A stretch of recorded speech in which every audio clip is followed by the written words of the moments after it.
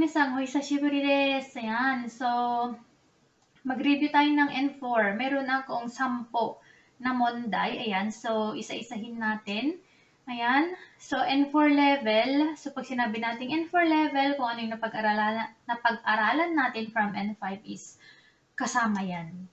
Ayan. So, yan. Huwag na tayong paligoy-ligoy pa. Ichibang. 昨日仕事に行く途中でいきなりお腹が痛くなったからコンビニブラン。Masyado yata mabilis. 昨日仕事に行く途中でいきなりお腹が痛くなったからコンビニにブラン。Okay, so ibig sabihin, 仕事に行く途中でsa kalagitnaan ng pagpunta ko. No? On my way, yan ang ibig niyang sabihin. Ikinari is biglaan. Ayan. So, gumamit tayo ng itakunatta kara, ibig sabihin dahil, no? So, may cause. Ano yung dahilan ng pagpunta mo doon sa kombini? So, ibig sabihin, dahil sa pagsakit na tiyan mo. Okay? Ayan, sige natin yung choices. Ichibang, sunda. Okay, so yan yung kanji ng sumimas. Okay, so sumimashita. Okay, so, 2番, yotta. Okay, yotta. 3番、止まった。で、4番、尋ねた。Okay? Ayan. So, sunda, ibig sabihin, tumira ka. Ayan. So, nakikita nyo lahat yan, naka-past tense, kasi nga dahil sa ating adverb of time na kino. Ayan. Dahil yan sa kino. Okay, so, sunda, tignan natin yung yung ibig sabihin. To leave. Okay, so, sunda. Yotta naman ay to drop by. Tumatta naman ay to stay. And then, yung bang naman ay to ask or to inquire. Ayan. So, sunda, ibig sabihin, di ba, hindi na, wala yan sa natin, sa sagot natin. Kasi 'di ba, bakit wala? Kasi nga punta ka naman sa kombini, 'di ba? Ikinari tapos doon ka 'di ba? doon ka na maninirahan. Ayan. So ang yotta naman is drop by. Okay, so alam niyo na kung ano yung tamang sagot, 'di ba? Ayan. So yung tumatta naman is to stay. Pag meron kasi tayong mga gamit ng tumatta ng tumarimas. Pwede yung to stop at saka yung tomorrow na to stay. Ayan, yung magstay ka lang for 3 hours, ganyan, nagstay ka lang sa hotel, di ba? Ayun, for short period of time, yung mga ganon. Okay, so i-check nyo na lang yung kanji. Magkaiba yung kanji ng tumarimas na to stop at saka yung tomorrow ha. Ayan, so baka malito kayo nun. Pag sinabi nyo kasing tumarimas, di ba, na yung kanji ng to stop, magkaiba yun. Okay, and then, taznero naman is to ask. Okay, so wag kayong malilito kasi nga lahat yan naka-past tense. Diba? So, kung hindi nyo alam kung ano yung yotta, edi wala na, di ba? Hindi nyo rin alam saan nanggaling yung tumatta. Di ba? Kung hindi nyo alam dito yung ruling ng ating conjugation rule ng ta form, hindi nyo alam kung saan nanggaling yan, di ba? Ano kaya yung yotta? Di ba? So, kung hindi ka familiar sa ito, to drop by na, na word, di ba? Galing ito kay yorimas, di ba? Si sunda naman is galing ito kay sumimas. And then si 3 is tumarimas. And then si 4 is tazuneru. Okay, so, sabi ko nga kanina, hugot pa rin yung ating N5. Yun. So, alam nyo naman na ang tamang sagot ay yotta. Ayan. So, ano lang dito para magda-drop by ka lang. Kombini ni yoru? Ayan. Yorimasu. Ayan. Diba? Ayan, kung tatanungin kayo. Yun. So, ang ating sagot ay yoru. Diba? Yotta. Yorimashita. 昨日仕事に行く途中でいきなりお腹が痛くなったからコンビニに寄った。Ayan. So, plain form siya. Past tense na plain form. Casual. Okay? So, next. Okay, so 2番。妹に携帯電話を携帯電話ay cellphone. Okay, so 妹ay yung younger sister. Okay, so, nakushita, nakusareta, nakunatta, nakusaseta. Okay, so ito ay galing sa nakunarimas. Okay, so itong nakushimas, nakushimashita, o kaya nakushita at saka nakunatta, ito yung ating transitive at saka intransitive. Okay, so alam niyo na yung ruling ng transitive at saka intransitive. Kung nalilito pa kayo, meron akong nagawa. Ayan, so i-check nyo dyan sa list ng video, andyan yung intransitive at saka transitive. Okay, so, kasi kung ang sagot mo ay nakushita, di ba, sinasabi mo na si imoto mo yung nakawala. So, imoto wa, keitaiden wa o nakushita. For example naman, nakunatta, di ba? Ara, keitaiden wa nakunatta. Tapos sabi ng kausap mo, nande? Ayan, so, dare ga nakushita no? Ayan, sinong nakawala? So, doon papasok yung ga naman. Di ba? Imoto ga nakushita. Okay, so, keitai denwa ga nakunarimashita. Okay? Yun. So, and then nakusareta and nakusaseta is, alam nyo naman na, di ba, sareru ay passive, ang saseru ay causative. Okay, so, meron din akong explanation ng passive at saka causative. I-check nyo na lang din dyan sa list ng video. Ayan. So, big sabihin, hindi natin gagamitin dito si 1 at saka si 3. Okay? Ayan, na-explain ko na. Ayan, si nakusaseta naman is causative. So, hindi naman siya causative. Kasi bakit hindi siya causative? Kasi kailangan namang pinilit mong walain niya o kaya nililet mo na walain niya. Di ba? Okay lang sa'yo na walain niya. Yung cellphone mo, 'di ba? Parang ganoon yung ibig niyang sabihin kasi, 'di ba? Causative, 'di ba? Casing tuloy, letting or making someone to do something. Ayan, ang nakusarimas, so yun na yung ating sagot. Okay? Madali lang yung pagkakaiba ng ni at saka yung. Okay, so check niyo na lang dyan sa video. Ayan, so pag ginamit kasi natin si passive, meron tayong doer at saka may apply din natin dito yung doer at saka yung receiver, no? Okay, so dito kung sino yung gumawa ng action, 'di ba? Ginawan ka ng action nito parang ganun, 'di ba? Kung sino yung, for example, binatukan ka, so sino yung nambatok sa'yo, siya yung magkakaroon ng particle ni ngayon. Okay? Tandaan nyo yun ha, particle ni. Kasi meron tayong kung tutusin kasi, meron tayong dalawang tao dito. Meron tayong person 1, meron tayong person 2. Okay? Meron tayong receiver at saka meron tayong doer. So, kung sino yung gumawa ng action, magmamark as particle ni. Ginawan ka ng action. So, magiging doer na yun siya. Okay? Ayan. So, imoto ni nakusareta. So, siya yung nakawala. Ayan. So, hindi ko sinasabi dito na yung number 1 ha. Kasi pag sinasabi mo kasi, magkaiba kasi pag in-apply natin yung nakushimashita. Diba? Sinasabi mo na siya yung nakawala. Diba? Dito kasi, ito yan. Ito yan. Okay, so ating pattern ay passive verb. So, ayan. Ito yung ating pattern. Itong pattern na to is, pagka nainis ka, ganyan, dissatisfaction, yung mga ganun. So, ito yung ginagamit itong pattern na to. Which is, parang lang yung, kahit hindi mo kahit hindi mo na i-apply to Di ba yung ganyan? Basta alam mo lang kung sino yung gumawa ng action sa'yo, na agad yun. Ganun lang yung passive. Para sa akin na pinakamadaling explanation para mas mabilis maintindihan. Okay, so, ayan. So, sinasabi mo lang na I had my cellphone lost by my younger sister. Yan lang yung pinaka-translation kasi niya. Diba? Yun. So, imoto ni, tinanggal na natin yung wa, no? Tinanggal natin yung isang tao, yung kung ikaw man. Diba? Yung watashi wa. Diba? Imoto ni keitai denwa o. Keitai denwa o. Nakusareta. Okay? Ayan, so passive. Basta tandaan yun yung passive, ginawan ka ng action. Yun, ginawan ka ng action. Yung causative kasi, pinapagawa ka ng action. Yun. para mas madali nyo maintindihan yung pagkakaiba niya. Ayan, so ang tamang sagot natin ay, meron pala explanation dito. So, yun, N1, yung watashi, and then N2, and then, yun, nakusareta.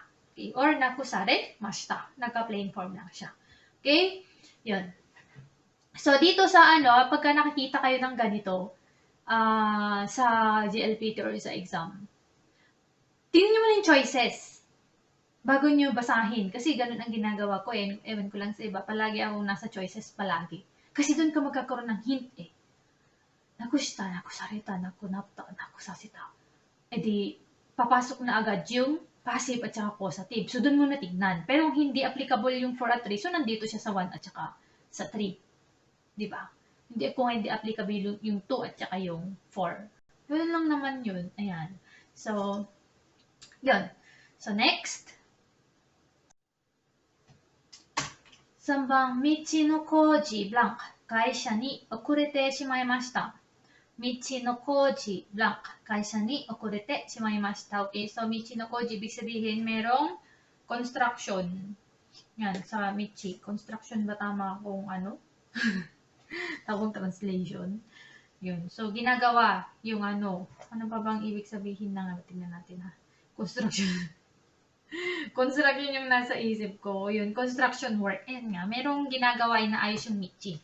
Yan. So, kaysa ni okurete shimaimashita, ibig sabihin na late ka. No? So, ga, de, o, to. Okay, so dapat alam natin yung particle. Ano ba yung meaning ng mga yan? Okay, so si ga kasi, siya yung ating subject particle, dinedefine niya kung ano yung subject doon sa isang sentence. Okay? Si de naman, place of action particle. So, natutunan natin yan. Nasa N5 pa lang. Lahat ito kasi nasa N5, di ba? Ayan. So, de. Yan. So, place of action particle. Kung saan mo ginawa yung action mo, so dapat meron kang place. Okay? So, dito, kung sinabi natin meron kang place, ibig sabihin, michi no koji. Di ba? Place naman yun, di ba? Basyong, tutusin. Okay? And then, shows the mean or tool kung anong ginamit mo para ma-perform mo yung isang action. For example, pumunta ka ng Tokyo gamit ang jitensya, nag-bike ka papuntang Tokyo, so, jitensya de. Kung basta kung anong ginamit mo. Anong ginamit mong pangkain, spoon de, di ba? Tabemashita, yung mga ganyan. So, particle de. And then, ano pa ba? Isang gamit pa ng particle de is used to indicate cause. Okay, so ano ba yung dahilan? Yan, so alam ko may hint na kayo. And then, sambang ay particle. O, alam naman na natin na ang particle O ay ating object particle. Okay, sa ating verb. Diba? Noun O and then yung verb. Okay, and then yung bang ay to. Okay, so ang to ay yung ating companion particle kapag may kasama ka. Diba? Para gawin yung isang action, mga ganyan. Okay? So, ga, de, o, to. So, hindi pwedeng ga. Kasi pag sinabi mong ga, di ba, yun yung mag-iisang, michi no koji ga, kaisha ni okoremashita, kaisha ni okorete shimaimashita. So, yung koji, para mong sinasabi na yung koji yung na late. Parang ganon, di ba? Kaya lang, di ba, ukashi yung translation natin, ganon. Yan. So, ang tamang sagot natin dito ay de. Okay, so kapag particle o naman, kaisha no koji o kaisha ni okorete shimaimashita. So, hindi, di ba? Ano yun? Na late, parang mong sinasabi dito na late yung michi no koji. Yun, parang ganun yung translation natin kung anuhin natin yung o, di ba? Yung to naman, michi no koji to kaisha. Parang, alam mo yun, magkasama yung na late. Parang ganun na yung ibig niya sabihin, di ba? Kaya kasi may need doon, so hindi pwede, di ba? Dapat may saan pumunta sila, dapat, di ba? So, michi no koji to kaisha. Di ba? Kaisha wa! Yun, parang ganun. Na-late silang dalawa, parang ganun. So, kasi na yung sentence natin, di ba? Ayan, so particle de. So, ang particle de dito ay, yung gamit ng de dito is dun sa cause. Ini-indicate niya yung cause kung bakit siya na-late papunta ng kaisha. So, dahil sa michi no koji, dahil sa work na ginagawa dun sa koji, tuloy dun sa daanan, kaya siya na-late papuntang kaisha. Okay, so, particle de. Alam niyo lahat-lahat talaga kasi nanggagaling lahat sa N5 tapos nag-i-improve na lang yung mga ano 'di ba, mga verb, yung mga ganun, may mga rareru, sareru, yung mga saseru, yung mga ganun 'di ba? Yun. Kaya sabi ko kanina 'di ba, nasa N5 kung ano yung napag-aralan mo sa N5 is i-apply mo pa rin 'yan hanggang papunta ka ng kahit anong level papuntang N1 man 'yan.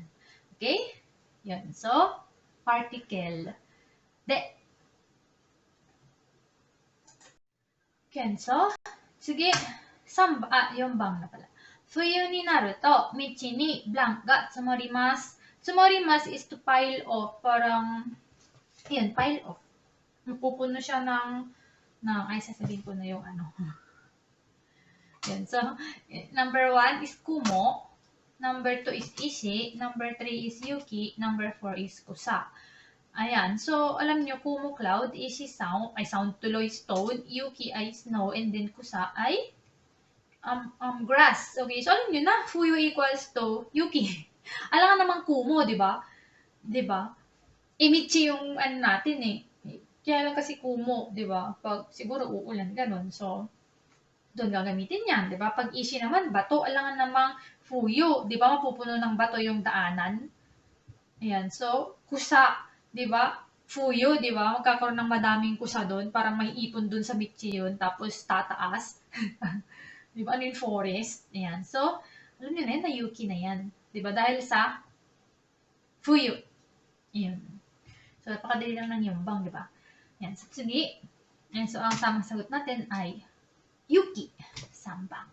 Okay, so i-memorize na lang yung mga kanji. Tingnan niyo yung kanji ng Kumo at saka ng Yuki. Ayan, no? Yung nasa bawah lang yung magkakaiba sila. Pagkakaiba nila. Di ba? Ayan. So, 5番。もう遅いので、大きい声、ブランク、話さないでください。もう遅いので、大きい声, blank, 話さないでください. Huwag na kayong mag-usap kasi nga, kasi nga late na. So, okikoy, ibig sabihin malakas na boses. Okay? So, ga, wa, o, de. Okay? So, ga, sabi yung na kanina, di ba? Yan yung ating subject. Define niya yung subject natin, and then was ay yung ating topic particle. So, wala pa ako yatang nagawa, no? Nasa TikTok yung ano ko, pagkakaiba ng ga at saka ng wa. Ayan, kung may time kayo, check nyo din sa TikTok. Ayan. Ayan. So, kung gusto nyo yung gawan ko dito sa YouTube, para mas madaming example, i-comment nyo lang. No? And then, yung particle O, alam nyo naman na yan, the object particle, and then yung de, ayan. So, place of action particle at saka yung cause, yan. Ulit-ulit ka na lang, baka sabihin nyo sa akin, napaliwanag ko na yan, kanina yung pagkakaiba, ang wala lang is yung wa.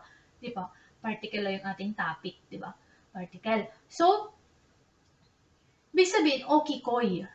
Pag sinabi mo sa okikoy ka, hanasanay de kudasai, hindi mo pwede, di ba? Ano yung sinasabi mo na, yung okikoy na yung, subject mo dyan. Ayan. So, wa naman, di ba, okikoy yung topic mo. 'Di ba? Yung o naman, 'di ba? Okikoy o hanasanay de kudasai. Ayun. So parang, 'di ba? Yan. So particle de kasi nga, bakit particle de? Kasi nga yun yung gamit para 'di ba? Okikoy de hanashite kudasai. So yun yung gagamitin mo para magsalita ka, 'di ba? Gamit ang malakas na boses, 'di ba? So particle de. So yun yung ating means, 'di ba? Yan. So 4番で、so, もう遅いので、お聞こえで話さないでください. So, もう遅いので. Ayan, so may wako yun, di ba? Kapag malakas ang boses natin. Ayan. So, de. Ayan, so, 6番, 図書館 blank 外国人がたくさんいました. Okay, so, alam yun yung kanji na gaikokujin, di ba? Gas-gas na yan kasi nga lagi natin ginagamit din yan, di ba? So, soten din kunin din yung stock. Okay, so, toshokan blank, gaikokujin ga, taksang ibig sabihin, madaming gaikokujin or foreigner sa toshokan. Okay, so, maging problema lang natin kung ano yung particle ba kaya? Ayan, so particle na gagamitin natin. Okay, so, dewa, niwa, nowa, noni. Yan na, di ba? Yung particle naging dalawa na siya. Okay, so, yan. So, kapag itong wa, nakita nyo na yung wa, ayan, so, ina-highlight lang niya yung topic. Ito sa dewa at saka sa niwa. Okay, so explain muna natin yung nowa at saka yung noni. Okay, so yung noni, alam ko na napag-aralan nyo na rin to. Hindi ko alam kung napag-aralan nyo na. Ayan, so, ang ginagamit natin ang noni kapag sinasabi ng although, in spite of, or even though. For example, nag-promise ka, bakit di ka dumating, di ba? Ayan. Yakusoku shita no ni nande ko nakatta no. Yakusoku shita no ni. Ne? Ayan, so, in spite, kahit na, di ba? Ano pa ba? Ginagamit din yan in order, o kaya, in order to do something para magawa mo yung bagay, para makapagluto ka, ganyan. Keiki o tsukuru no ni, kore ga irimasu. Ganyan. Okay, so hindi noni. Kasi nga, sinasabi lang naman natin na meron. Madaming gaikokujin. Ibig sabihin, meron na kayong dito, may hint na kayo dito kasi nga, di ba? Ibig sabihin, merong toshok, at maraming toshokan to. Ibig sabihin, madaming gaikokujin. Ibig sabihin, merong nag-exist na gaikokujin doon. Di ba? Ibig sabihin, ang ni ay place of existence. Nandun. Di ba? Ayan. So, hindi naman siya dewa. Bakit hindi siya dewa? Kasi wala naman tayong action. Kung meron tayong action na ginawa doon natin ginawa yung action sa toshokan. So, dewa tayo. So, yun lang pagkakaiba ng niwa at saka dewa. Nagiging, lang yan, hina-highlight niyo ng topic. Huwag niyo lang pansinin. Huwag niyo lang pansinin kung, alam niyo yun, ang magiging, huwag niyo pansinin dito yung wa. Okay, huwag niyo pansinin dito yung wa. Kasi nga, yung wa dito sa 1 at saka sa 2, hina-highlight lang yung topic. Pero ang magiging clue nyo pa rin dito is yung de or kung yung ni. Kasi may clue na kayo eh. Pag sinabi mo kasi, pag translate mo kasi ito, madaming gaikokujin doon sa toshokan. Diba? So, wala namang place of action. Sinasabi mo lang na meron. Ibig sabihin, meron. Meron. Ibig sabihin, imas kasi, diba? So, merong mga gaikokujin. So, ibig sabihin, nasaan yung gaikokujin? Nandun sa toshokan. So, ibig sabihin, nandun sila sa toshokan. So, ni.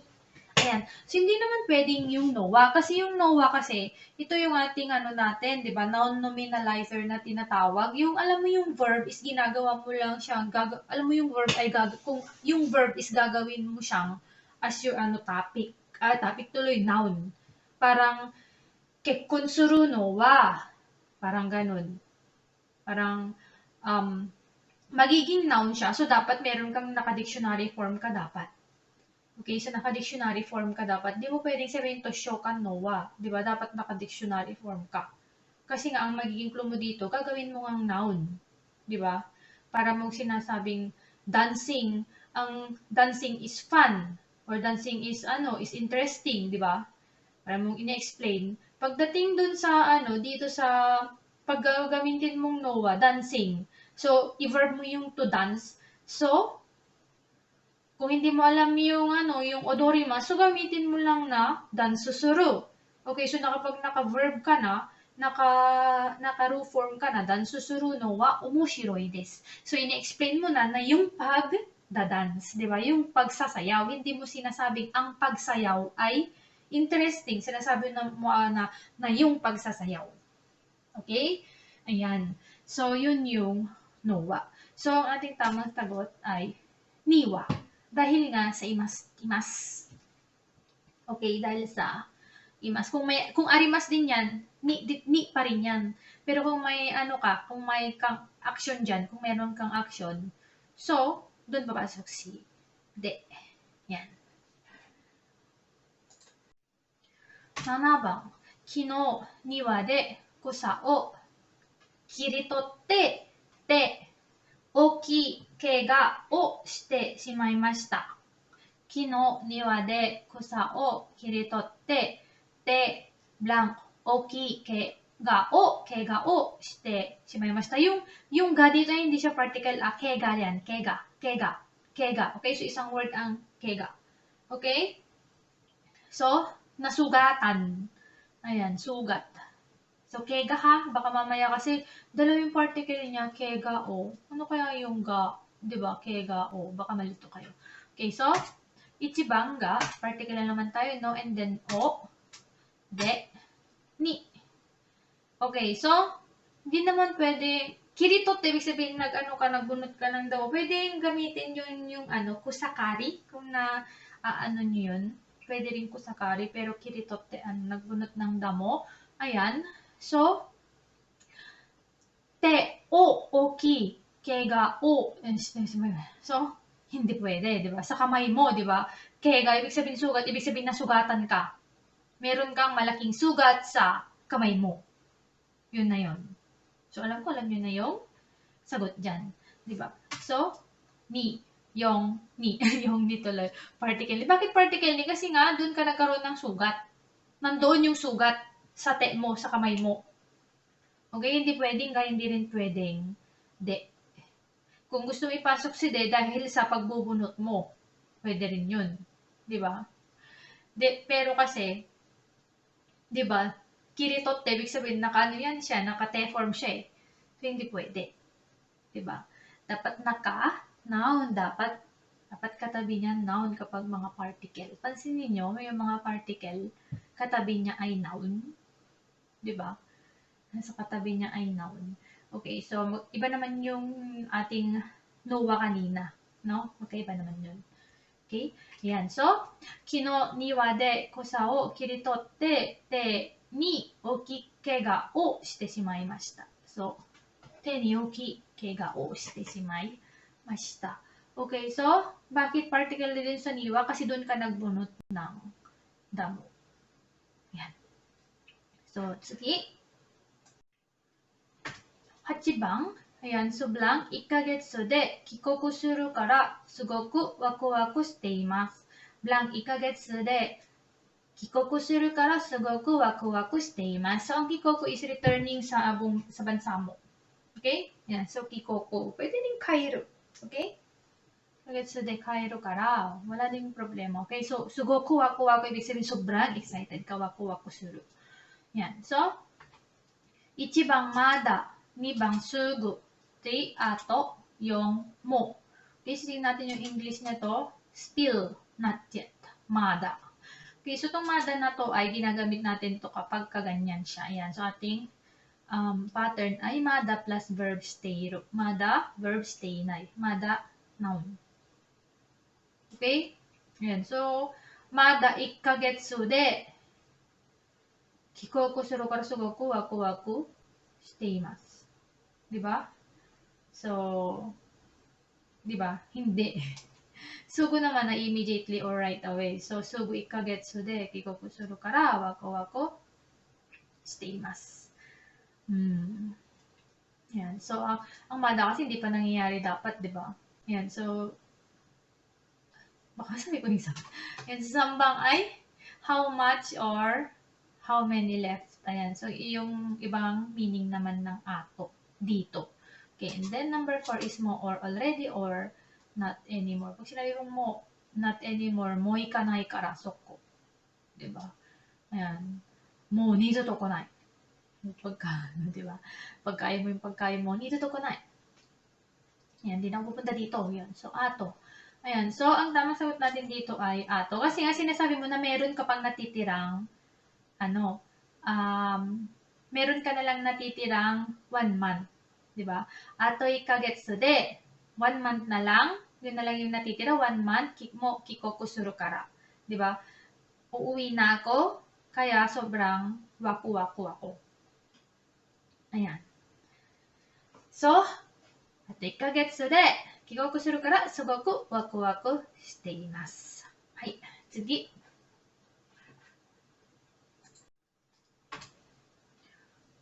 9番、この漢字は難しくて何回覚えることができない。この漢字は難しくて何回覚えることができない. So, ibig sabihin, meron tayong dyan. Ano yung kaya ilalagay natin dyan? So, kaite mo, kaita, kakinagara, baliktad. Ayan, yun ang pansinin. Ayoko nang i-edit. Kakeba. Bakit baliktad yung formation ko? Ayan, so kaite mo, kakeba, kakinagara, kaita. Kaite mo, kahit na. Diba? Kakeba, conditional form. Kakinagara naman is while doing, kapag gumagawa ka ng dalawang verb. For example, nagluluto ka habang nanonood ng TV, naliligo ka habang naglilinis ng banyo, yung mga ganun. Kaita naman, ibig sabihin, past tense, tapos na. Diba?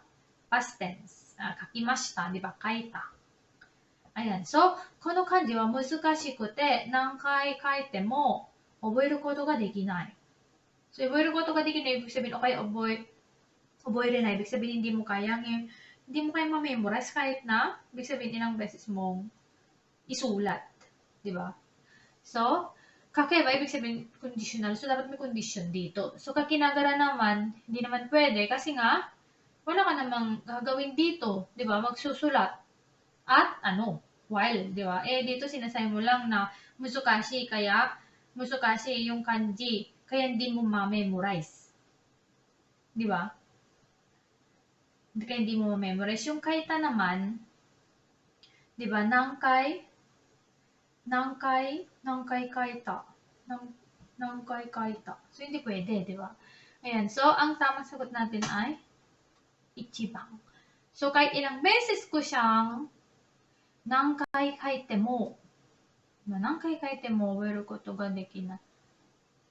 Ayan. So, kaite mo. So, last na kasi nga 10 lang to. Ayan. So, kumatta toki, watashi blank sodan shite ne. Ayan. So, kapag ka may problema, ayan. So, kapag or in trouble ka, parang ganun, magsodan ka sa akin. Okay, so, ni, o, ga. Ang bilis, okay, so okay na yan. So, particle ni yan. So, explain na lang natin. Pansinin ninyo, i-search ninyo ang sodan suru palaging to or ni. Okay, so, watashi ni sodan shite ne or kaya watashi to sodan shite ne. Ayan. So, yung hindi pwedeng den, hindi pwedeng o, or hindi pwedeng ga. Kung kanino ka magsusodan, yan, either particle ni or particle to. Okay?